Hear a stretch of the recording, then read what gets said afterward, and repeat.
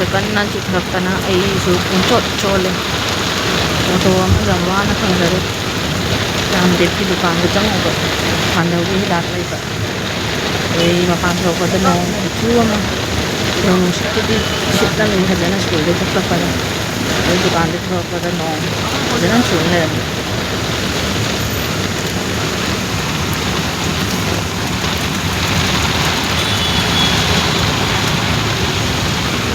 नोंग से वीडियो दी उदे याम साथीना कन्ना चूरी आई लोन चोले बनी लोन चोले बान का दे ngah lepi kaptharaga ka doini nong kanna churi ban di ka khale challi lore as pumchot arum hobra khangde ai chot ja de ba ing ma ja de ai doctor allergy lai hai ba ai ing ma dane ing ma ga lok thong de bai chot ni jikti challi nong chure phajana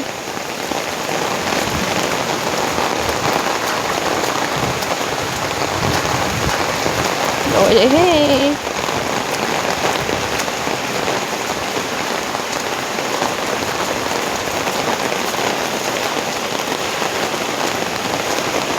Hare Krishna se isu ma se chat pa khija ha pon ti bha ka phangna da ai na ai mai pe ma nong khai se ta bra mayam nong su phajana khai tim bha phangna di loi ai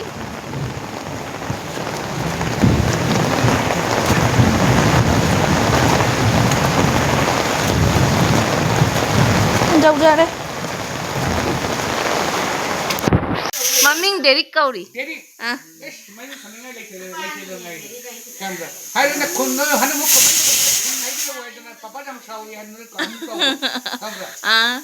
Amo angang channel hai wa camera ai su ichana pa ahum ni poi ai angang channel kamay nan ni ngarang tani pije pi ai dia ahum channel na ahum dina porak na ichana pi ahum lai Sini ni angang nupa popo nupa joko ni dia. Andro.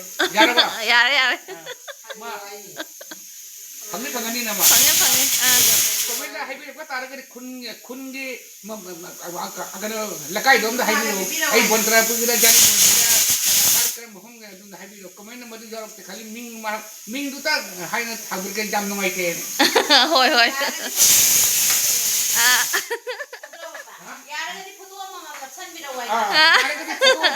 Jara ke photo om de na kon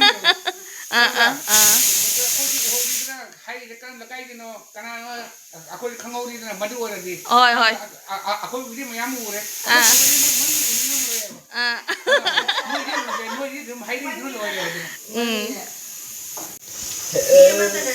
pan iromba tawgani ngasi se angang basi se hapaga angang ki kami sina duigi sina marung se no mama si kalib kan bangagi marung no oma si sekarang bangagi marung no ngasing gi marum si se mama na jinam hapaga tawada kan hoba dumaina haudoini hajik pan iromba tawraga asi chana doiba nunghangi mathen do account di nupi na irai ni ibadi nupi na nupa na su khangde akoi se acha nupi na su khangde ming du di deri kana hai bi re bani na ko acha nang tu nupa hum po ai di jam ngai ta bada ai jo hum nei ne ai tu nupa hum po ado pok pa ai na ham ne ai de nupa hum mak chao ta na hoji ai ju isu loi na am phange ado wa ma ka nupi ai ba nupi si mi gi maran ni ada migi maran bu kanan kan pithibir kana dukning mo lei de pithibir kanam dening mo lei te tei kumari ranga parga thokla mawa pa kaur kane luhong bi de dili komen akoi di phagam akoi di luhong ne kuna thalli ada chela ju kuna thalli samra luhong kuna thalli chela ju kuna thalli Ada awat pa lagi nupi pok kaya kaya ikan nupi ako nungin. Nanggumba dumaina loina piba pam na kaya piba pam betul di ningun po pwede kamay daw dori. Pwede ka juga na sana mo dali singa makaka laka baka pi kanano na pi dori su. Dori mauti ba ngaro. Kari mo Papo ka ican papo ang mawonta di. nupi kare pok ko mayam daw ri sakale. Kam sana lagi re. Apa siapa yang kaya udah nupa ho pang dra dia na. Bara lang tadi ni papa mapuna magsuloy na pang iso na piba ni kayo doy no. Segala area ko marunggitan. Ichen na tauri. Marunggitan do.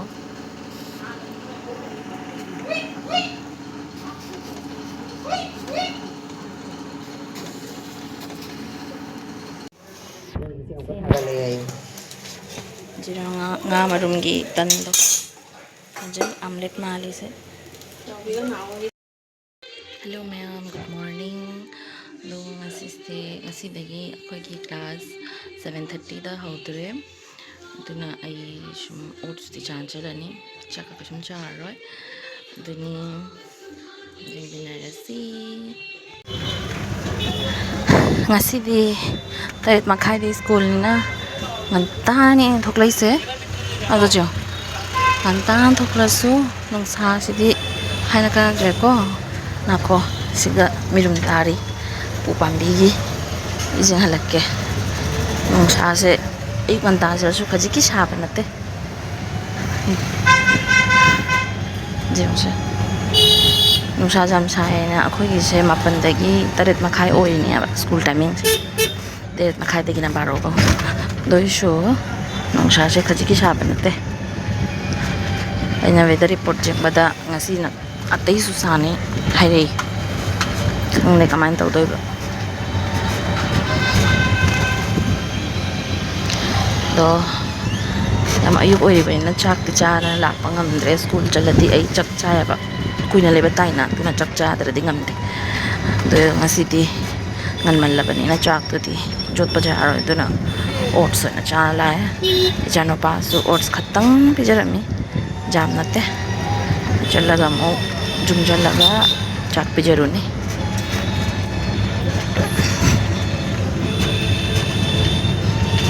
ngarang na nong pajana chutare nong pung chot pa ni ngasi na nong sa pajana satore tauri se hayeng shu kai non ni kai hai 15 August ki shunga shi koi shung flag hosting tau ba gi adu shing do jum thamau to thamam do ni ya adu kai no operation tau do ni jam na buti natte sum khara sum hayeng de channel papu na chakani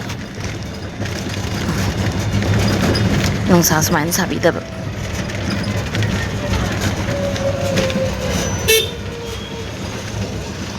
okay 15 August अभी लग गया था तो ना जल्दी आ मैं तो deliver हमारे लेट है सर